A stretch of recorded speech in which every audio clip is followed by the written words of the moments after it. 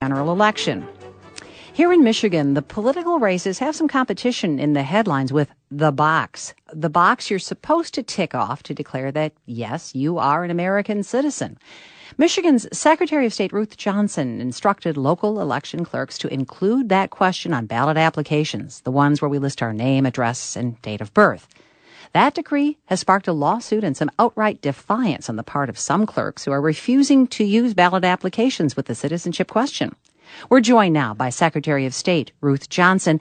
Secretary Johnson, this week you were sued by a coalition of unions, civil rights groups, and voters over those instructions that voters who show up at the polls on Election Day should be asked whether they are a U.S. citizen.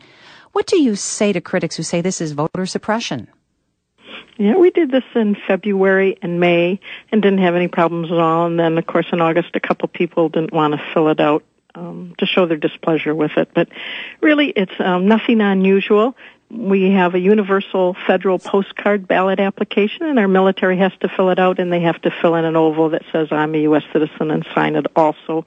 It was done in 2002 in Michigan because we do have a problem here. We have some new data that's confirmed that we have as many as 4,000 non-citizens on our voter rolls, and that's because the federal government required Michigan for over 30 years to ask everyone when they came in for a driver's license or a personal identification if they'd like to register to vote. English often not being their first language, people signed up, got their voter registration in the card and then in the mail, and then thought it was acceptable to vote. So we know we have about 4,000 based on the fact that we've collected data on 19% as they come in over the last few years, 19% of our non-citizens. We took that data, and it was very arduous, had to go through each one individually, and that was over 50,000, and found that we have 963 non-citizens that are registered to vote, and some of them have voted. And if you take that, that's about 1/5, and times it by 5, which is reasonable, and that's a pretty good sample. It means that we have probably over 4,000 non-citizens registered to vote. And some people say, well, that's not that many, but I beg to differ. 5 House seats in Michigan's primary last month were decided by fewer than 100 votes.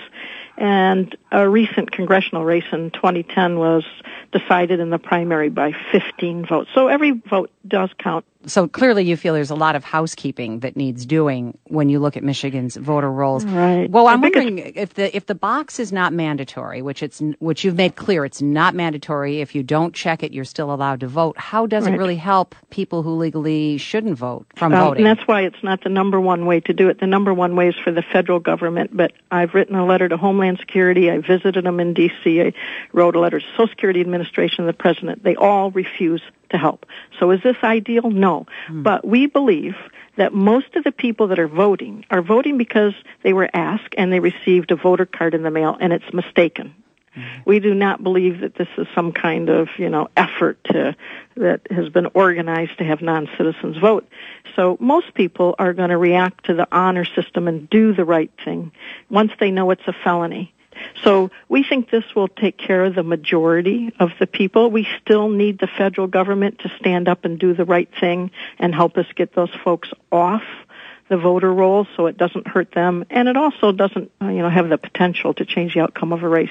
Well, now you've got, Secretary Johnson, you've got some clerks around the state flat out refusing to use the applications that have the citizenship box. In your mind, what should be done about these clerks that are saying, no, we're not going to do it?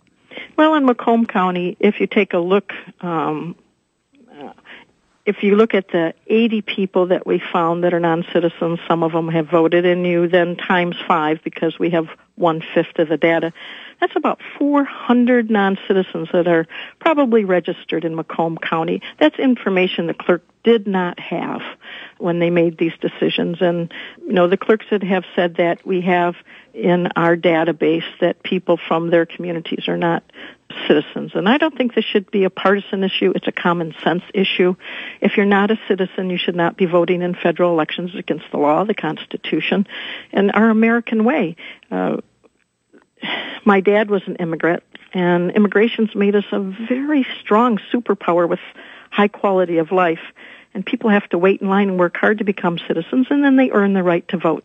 Have you had conversations with Governor Snyder about this, especially in light of the new data? Because I know he vetoed the bill that would have made that citizenship box law. Have you had conversations? Yeah, I did it in February and May as sort of a pilot, and then I wanted to codify it into law. And he did veto it as far as being codified, but we're continuing based on that. And I had a brief conversation with him before he got on the plane to China. Okay. But it's too close to the election now to probably start new legislation. It takes a while to get through. So we'll continue to request our local and city township clerks to include the ballot box, that right on the application under Michigan law MCL 168.31E, which gives me the authority to prescribe the forms. All right. You're just back from a trip to the Middle East, meeting with the military men and women, trying to smooth the way for them to be able to vote in the November general election. What did you accomplish with the trip? Well, first of all, it was a week long. We had to leave a day early, 24 hours early. We had 25 minutes to get ready. But I was really honored to be selected to be part of the work that I've already done as part of Operation Our Troops Count back here at home. We've done many new laws in Michigan that really help. Now the military can order their ballots online. They can register online. If they're overseas, they can find their local clerk, request an absentee ballot, and see a sample ballot, and then track their ballot, too.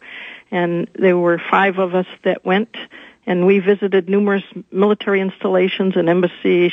We had shipboard visits in Kuwait, Bahrain, and we call it Qatar. They call it Qatar. And I took almost 50 pounds worth of cards and flags over there, and on the deck of cards we wrote "Our Troops Count because your vote is a big deal."